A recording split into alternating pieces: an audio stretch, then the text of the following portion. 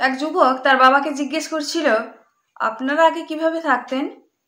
শীততাপ নিয়ন্ত্রিত যানবাহন নেই, ওয়াইফাই নেই, কোনো ইন্টারনেট নেই, কম্পিউটার নেই, অনলাইন শপিং নেই, টিভি নেই, মোবাইল ফোন নেই, শপিং মল নেই, মাল্টিপ্লেক্স নেই।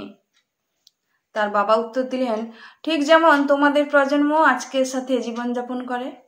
প্রার্থনা নেই, সমবেদনা নেই, সম্মান নেই, কোনো শ্রদ্ধা নেই, কোনো চরিত্র নেই, লজ্জা নেই, বিনয় নেই, সময় পরিকল্পনা নেই, খেলাধুলো নেই, পড়া নেই। আমরা যারা 1940 থেকে 1980-র মধ্যে জন্মগ্রহণ করেছি তারাই ধন্য। আমাদের জীবন একটি জীবন্ত প্রমাণ। স্কুলের পর সন্ধ্যা পর্যন্ত খেলতাম। আমরা কখনো টিভি দেখিনি।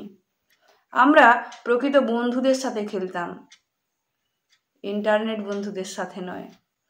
আমরা যদি কখনো তৃষ্ণার্ত অনুভব করি, আমরা বোতলের জল নয়, কলের জল পান করেছি। আমরা কখনোই অসুস্থ হইনি, যদিও আমরা 4 বন্ধু একই গ্লাসেই জুস পান করতাম।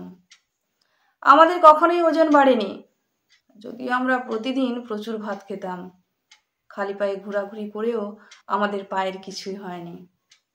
আমাদের মা ও বাবা কখনোই আমাদের সুস্থ রাখার জন্য কোনো সাপ্লিমেন্ট ব্যবহার করেনি।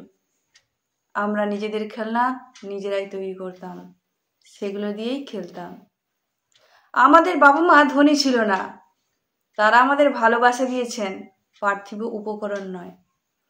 আমাদের কখনোই cellphone, DVD, PlayStation, Xbox, video game, ব্যক্তিগত কম্পিউটার, ইন্টারনেট, চ্যাট ছিল না। তবে প্রকৃত বন্ধু ছিল। আমরা আমাদের বন্ধুদের বাড়িতে বিনা নিমন্ত্রণে যেতাম এবং তাদের সাথে খাবার উপভোগ করেছি। আমরা হয়তো কালো এবং সাদা ফটোতে ছিলাম, কিন্তু সেই ফটোগুলোতে রঙিন স্মৃতি খুঁজে পেতাম। আমরা একটি অনন্য এবং সবচেয়ে বোধগম্য প্রজন্ম, কারণ আমরাই শেষ প্রজন্ম যারা তাদের পিতামাতার কথা শুনেছি এবং প্রথম প্রজন্ম যারা তাদের সন্তানদের কথা শুনে চলেছি।